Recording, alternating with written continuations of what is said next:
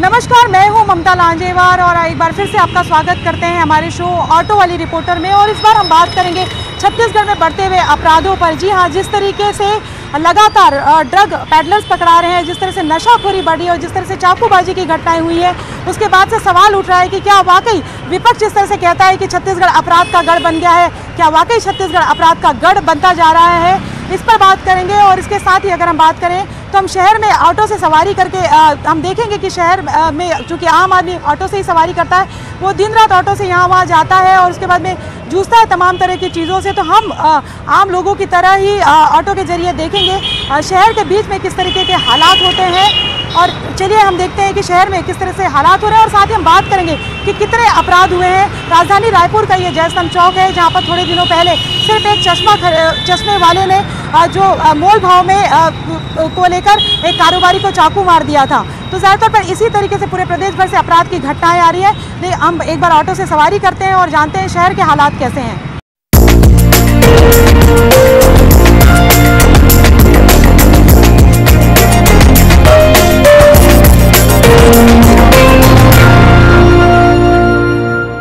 छत्तीसगढ़ को एक शांत प्रदेश के रूप में जाना जाता था। नक्सलवाद की घटनाएं अलग बात है, ये ज़रूर है कि बस्तर जो है वो नक्सलवाद से लहूलुहान है। लेकिन अगर हम बात करें इसके अलावा बस्तर के अलावा भी कई इलाके हैं जहाँ पर नक्सलवाद लगातार बढ़ता जा रहा है। लेकिन अगर हम बात करें तो अब अपराध, दूसरे तरह के अपराध भी लगातार बढ़ रहे हैं, चाहे चाकूबाजी की घटनाएं हो, चाहे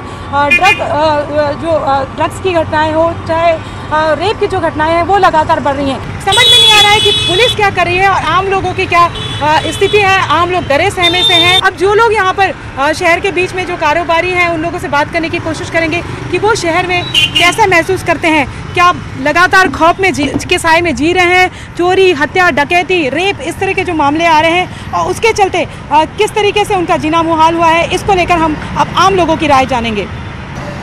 राजधानी रायपुर का ये मालवीय रोड है और यहाँ से अगर हम बात करें तो जयस्तंभ चौक जो शहर का हृदय से कहलाता है वो उससे लगा हुआ है। और यही इसी जयस्तंभ चौक में थोड़े दिन पहले एक मामूली चश्मे के विवाद पर मर्डर कर दिया गया था एक कारोबारी का। इसी तरीके से अगर हम बात करें तो शहर के अलग अलग हिस्सों में लगातार चाकूबाजी की और नशेड़ियों की अति की, गुंडागर्दी की और ड्रग्स भी यहाँ पर पकड़ाया है। और बात करें तो जब चाकूबाजी हुई थी तो वो जो जहाँ से चाकूबाजी हुई थी, जहाँ से थोड़ी दूर पे चाकूबाजी हुई थी, चाकू मारकर एक कारोबारी की हत्या कर दी गई थी। थोड़ी दूर पर जो है एक मंत्री का बंगला है। इसके साथ ही अगर बात करें तो मौदापाड़ा थाना है और एडिशनल एसपी का जो ऑफिस है। तो इस तरीके से अगर हम बात करें तो लोगों का यह कहना है कि कई लोगों ने यहाँ पर अपनी मोनोपोली भी बना के रखी हुई है जो रात को गुंडागर्दी करते हैं। तो ये शहर के बीच का इस तरह के हालात हैं। यहीं पर हम बात करने की कोशिश करेंगे। ये बड़ा बाजार भी है, यहाँ पर तमाम तरह की दुकानें होती है और रश सबसे ज़्यादा रहता है। रोज़ यहाँ पर आपको भीड़ दिखाई देगी। शहर एक तरह से कहें, कहीं ना कहीं शहर के लोग यहाँ पर आते ही हैं खरीदारी करने के लिए। आप बताइए कि आपको क्या लगता है कि छत्तीसगढ़ में लगातार अपराध की घटनाएं बढ़ रही हैं और राजधानी रायपुर में भी? जी मैडम, बढ़ तो रहा है, लेकिन क्या सब लोगों नहीं है। हमारे छत्तीसगढ़ के लोग सीधे साधे लोग हैं। ये जितने चाकू चोरी और नशा करने वाले सब बाहरी लोग हैं पूरे। आपको क्या लगता है कि रोक लगाने के लिए क्या डर लगने लगा अभी? बिल्कुल डर लगेगा मैडम। एक तो बेचारा बाहर से वो आदमी आया था, उसको घटना होगा, ये अच्छी बात नहीं है। ये हमारे छत्तीसगढ़ की बदनाम की बात है। ये तो हमारा शहर सुंदर साफ था, ये सब बाहरी लोग सब बिगाड़ दिए हमारे शहर का माहौल को। नहीं, लेकिन आपको क्या लगता है कि इस अपराध को रोकने के लिए क्या पुलिस कहीं पे फेल हो रही है? ठीक है, पुलिस फेल हो रही है और सरकार भी फेल हो रही है और पुलिस भी फेल हो रही है। क्या वो लोग अपने काम धंधे में लगे रहे, तब क्या अपराध क्या तो अचानक घट जाती है, वो भी क्या करेंगे मैडम। अपराध अचानक घट जाता, किसी को थोड़ी मालूम रहता है कि अपराध वो अचानक हुआ घटना। वो नहीं, बाकी चीज़ों के लिए जो लगातार घटना है नहीं बाकी हाँ, इसमें प्रतिबंध लगना चाहिए। और ये जो जगह जगह जो भीड़ लगता है, नशे में रहते हैं, इनमें प्रतिबंध लगना चाहिए। आपको लगता है फैमिली के साथ निकलने में अपराध को डर लगता है? फैमिली से तो आजकल आज की डेट में कोई फैमिली तो बाहर निकल ही नहीं सकता। इतनी घटनाएं जयस्तंभ चौक में घटना हो गई मैडम। आप यहाँ पुलिस थाना यहाँ पर सामने ही है, आप ही बताइए कुछ। अब तो प्रॉब्लम है मैडम। डर तो लगता है मैडम, गुंडागर्दी को कौन नहीं डरता है मैडम। गुंडागर्दी बढ़ गई आपको लगता है? बढ़ तो नहीं गया है, फिर भी जैसे डिस्कशन में लोग एक दूसरे को हाथापाई हो जाते हैं। चाकू भी चला तो डर लगा है? चाकू से यहाँ पे हत्या हो गई। चाकू से तो हर कोई को डर लगता है मैडम। बात ये नहीं है कि क्या वजह से चाकूबाजी हुआ, क्या प्रॉब्लम है, तो हम लोग को भी जानकारी नहीं है। लेकिन आप बेखौफ होकर व्यापार कर पाते हैं क्या खड़े होकर? आप पहले जैसे तो अभी जैसे मर्डर हुआ है उस चीज़ को तो डर लगता है मैडम, डर के हम लोग को ये करना पड़ रहा है। इस इलाके में जो अपराध बढ़े हैं तो उसको कंट्रोल करने के लिए क्या चीज़ें होनी चाहिए? यहाँ कैमरे लगने चाहिए ना रोड के ऊपर मैडम, कैमरा तो एक भी नहीं है। और रात को अंधेरा हो जाता है, लाइट भी इतनी नहीं रहती है, तो थोड़ा बहुत कैमरे रहेंगे तो आदमी सुरक्षित रहेगा, आने जाने में उसको डर नहीं लगा रहेगा। अभी जो कैमरा है यहाँ जय स्तंभ से लेके यहाँ तक कोई भी कैमरा नहीं है, अब 2-4 कैमरे लग जाएं तो अच्छा हो जाएगा। मर्डर वाली घटना के बाद आपको लगता है कि और जरूरत पड़ गई इस तरीके की? हाँ वो तो जरूरी है ना, अब इतना बड़े चौक में हो गया ये केस, तो उसके हिसाब से तो जरूरी है कैमरे लगे होने चाहिए। बिजली के पोल के सामने 2-4 कैमरे लगे रहेंगे तो आदमी डरेगा। अभी तो कोई डर है नहीं, किसी को भी कुछ भी कार्य हो सकता है यहाँ पे तो अभी। तो लंबे समय से आप यहाँ पे व्यवसाय कर रहे हैं? हाँ मेरे को 28 साल हो गया मैडम यहाँ का व्यवसाय करते हुए, और अभी तक ऐसी पहली घटना हुई है ये। अभी गवर्नमेंट कैमरे वैमरे लगाएगी तो थोड़ा अच्छा हो जाएगा, आदमी को थोड़ा डर कम रहेगा, लगेगा कि हाँ कैमरा लगा हुआ है, हमारा फोटो आ सकता है उसमें। अभी तो कैमरा एक भी नहीं है यहाँ पे। कुछ और लोगों से बात करने की कोशिश करते हैं यहाँ पर कि जो महिला कर्मचारी जो है एक तरह से बात करें, वो काम करती हैं यहाँ पर, देर रात तक के काम करती हैं और डर लगता है। वैसे तो हमारी 9 बजे छुट्टी हो जाती है, बट लड़कियां हैं चाहते हैं कि देर ना करके रहें और निडर होकर अपने घर जा सकें। जी, तो रेप की जो बढ़ती हुई घटना है उन्होंने कहीं ना कहीं डराया है। हाँ जी जी जी, बहुत तो क्या डर लगता है अकेले बाहर जाते हुए। तो क्या लगता है क्या चीज़ें होनी चाहिए? लड़कियों के लिए सेफ्टी होना चाहिए। हाँ, उनका प्रोटेक्शन के लिए पुलिस हाँ जगह जगह पुलिस लगानी चाहिए, कैमरे लगने चाहिए जिससे हम लोग सुरक्षित महसूस कर सकें। आपको ऐसा लगता है कि कई बार आप काम करते रहते हैं और पुलिस में आपके दिमाग में रहता है कि अरे अगर रात हो गई तो घर कैसे पहुंचेंगे, ये थोड़ा सा डर बढ़ा है अभी? ये तो डर रहता है एक्चुअली कि घर वाले आके लेके चले जाते हैं, अगर कभी आए नहीं तो छोड़ने तो दुकान वाले चले जाते हैं, बल्कि डर तो हमेशा रहेगा ही अभी फ़िलहाल के लिए। आपको क्या ऐसा भी हुआ है कि रात को आप निकले शहर में तो गांजा पीते हुए लोग मिल जाएं, चाकू पकड़े हुए मिल जाए, सोल्यूशन लेते हैं एक तरह से नशा करते हुए, नशाखोरी करते हुए भी लोग मिल जाएं? हाँ मिलते हैं ना, ऐसे घर के पास तो हमेशा, घर चौराहे पे हमेशा मिलते हैं। ऐसे तो रवि भवन के पास भी मिल जाते हैं बहुत लोग, जो इतना बड़ा रवि भवन है। हाँ, रवि भवन के पास भी मिल जाते हैं, तो फिर भी हम लोग थोड़ा डर के चले जाते हैं, घर पहुंच जाते हैं सेफ्टी। घर वाले भी फ़ोन करके पूछ लेते हैं, आते हैं। बच्ची वगैरह है? बच्चे हैं आपके? मेरे एक लड़का है 11 महीने का। अच्छा, बच्चियों की सुरक्षा को भी आपको लगता है? छोटे छोटे बच्चों के साथ भी रेप की घटनाएं हो जाती है गली मोहल्लों में, तो हाँ उनके लिए भी लगता है, उनके लिए भी सेफ्टी रहनी चाहिए। खासकर जॉब में जो जाते हैं लेडीज़ लोग के लिए, उनके लिए भी सेफ्टी रहनी चाहिए आने जाने के लिए। हाँ बिल्कुल, अब यही का घटना देख लीजिए, थोड़ा सा चश्मा के लिए जैसा रेट के लिए हो गया था बोलते हैं, देखा तो नहीं हूँ। पहले जैसे रात को परिवार के साथ निकलते थे, अब अकेले कहीं परिवार को लेके जा नहीं सकते, रात हुआ तो वापस आने में डर लगता है। तो सरकार को कुछ कहना चाहेंगे? सरकार को क्या कहें उसके बारे में, सख्ती करना चाहिए आपको? हाँ बिल्कुल। पुलिस से कुछ कहना चाहेंगे? पुलिस यही करना चाहेंगे कि समय समय पर अपना गश्ती बढ़ाते रहें, हर चौक चौराहे पे ध्यान दें, कैमरा लगाएं, यही बोलना है।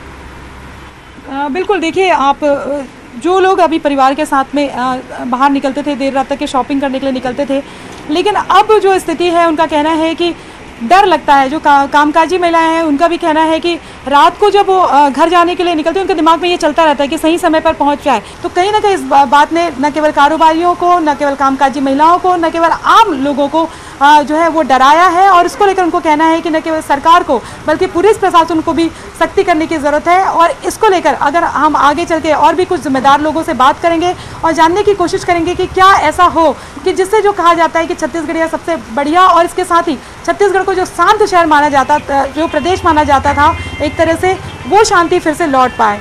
तो आइए हम और लोगों से बात करने की कोशिश करेंगे।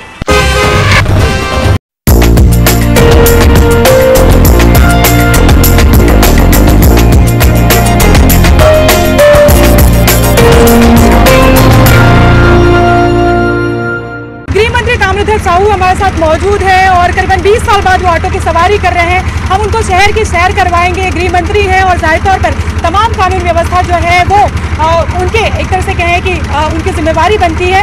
सर, शहर में ये अगर हम बात करें तो जिस तरह से ड्रग पैडलर पकड़ा रहे हैं, नशाखोरी जिस तरह से बढ़ती जा रही है, चाकूबाजी जो बढ़ती जा रही है, उसके बाद एक थोड़े से सवाल उठ रहे हैं।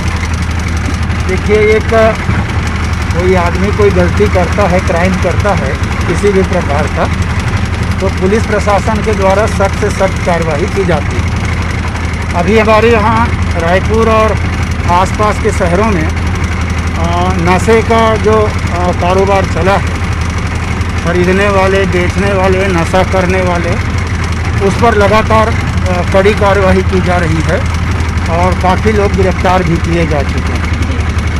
सर लेकिन ये कई बार होता है कि जिस वीआईपी रोड इलाका है, जो वीआईपी रोड है, वहाँ पर कई बड़े जो है वो होटल्स हैं। ये कोई नई बात नहीं है कि ये चीज़ आई हो कि वहाँ पर ड्रग्स वो होता हो। ये इस बात की आशंका व्यक्त की जाती रही थी। अगर हम बात करें तो बार जो है वो देर रात तक खुलते थे और लॉकडाउन के दौरान गोलीकांड जैसी घटनाएं हो गई। तो ये कहा जाता है कि प्रभावशाली लोगों के कारण कई बार कार्रवाई नहीं हो सकती है, और वो वीवीआईपी इलाका है। सर कैसे नज़रों से चूक हो जाती है वहाँ पर अगर कार्रवाई होती है? नहीं, पुलिस कार्रवाई में वीआईपी लोगों के कारण नहीं होता, ऐसा नहीं है। गृह विभाग जो है हमारा पुलिस विभाग, चाहे वो बड़ा हो छोटा हो, सख्ती से कार्रवाई करती है। इसमें किसी भी प्रकार का हम लोग वीआईपी है तो रोक लगाएं, ऐसा नहीं होता। बड़े बड़े होटलों में भी छापा मारते हैं, जैसे हुक्का बार का कोई किसी भी प्रकार के नशे का रहता है तो वहाँ भी छापा मारकर कार्रवाई की जाती है। सर मैं एक रिपोर्टर हूँ और मैं रात को भी ड्यूटी करके जब घर लौट के आती हूँ, मैं चाहती हूँ कि पूरी रात जो है वो मैं शहर में रिपोर्टिंग करूँ, अकेले घूम सकूँ, लेकिन मेरे शहर में ऐसा माहौल नहीं है, मेरे राज्य में ऐसा माहौल नहीं है। क्या एक उम्मीद होती है, चाहे लड़कियाँ जो कामकाजी लड़कियाँ होती तमाम तरीके से, मैं एक गृहमंत्री के तौर पर किस तरह का आश्वासन? देखिए, हम लोग पूरी कोशिश कर रहे हैं।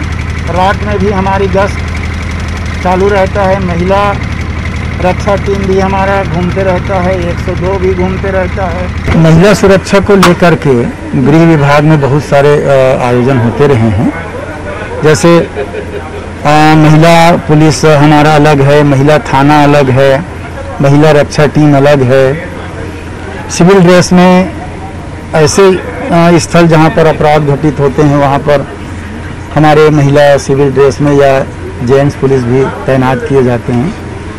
अभी एक नया ऐप हमारा बना रहे हैं जिसमें हमारे किसी भी प्रकार की लड़की या महिला के ऊपर किसी भी प्रकार का अत्याचार हो रहा हो, गलतियां हो रही हो, तो एक बटन अपने मोबाइल का दबा देगी तो तत्काल उसका लोकेशन हमारे पास आ जाएगा और तत्काल हमारा फोर्स रवाना हो जाए। एक ऐसा एक सिस्टम डेवलप कर रहे हैं। कब तक ये डेवलप हो जाएगा सर और लॉन्च कब तक हो जाएगा? अभी एक प्राइमरी उस दिन समीक्षा बैठक हुई, उस दिन प्रदर्शित हुआ, पर उस दिन हम लोगों ने एक प्रश्न उसमें किया कि अचानक कोई हादसा हो रहा है लड़की के ऊपर, तो उसके पास क्या इतना समय रहेगा कोई बटन 3 बार दबाए कि 1 बार दबाए, स्क्रीन ऑन करे? हाँ, लोग मोबाइल भी कब्जे में ले लेते हैं। हाँ, तो क्या सिस्टम हो कि साउंड से वो कैच करेगा, महिला चिल्लाएगी, लड़की चिल्लाएगी, तो वो थोड़ा सा उसमें देख रहे हैं। तो बहुत जल्दी कोशिश कर रहे हैं कि लॉन्च हो जाए। सर ड्रग पेडलिंग को लेकर आपकी लगातार अधिकारी से बात हो रही है, आपको क्या लग रहा है एक बड़ा नेक्सस सामने आएगा? निश्चित तौर पे जो चारों तरफ हम लोग पूरे प्रदेश में नशे के और सट्टे के ऊपर जो फोकस किए हैं तो उसका अच्छा परिणाम आ रहा है और लगातार अपराधी पकड़े जा रहे हैं।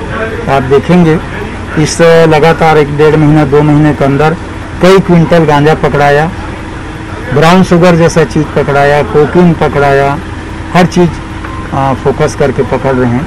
हुक्का बारों में भी दबिश देते जा रहे हैं। तो जितना ज़्यादा हो सक रहा है हमारे गृह विभाग उसमें काम कर रहा है।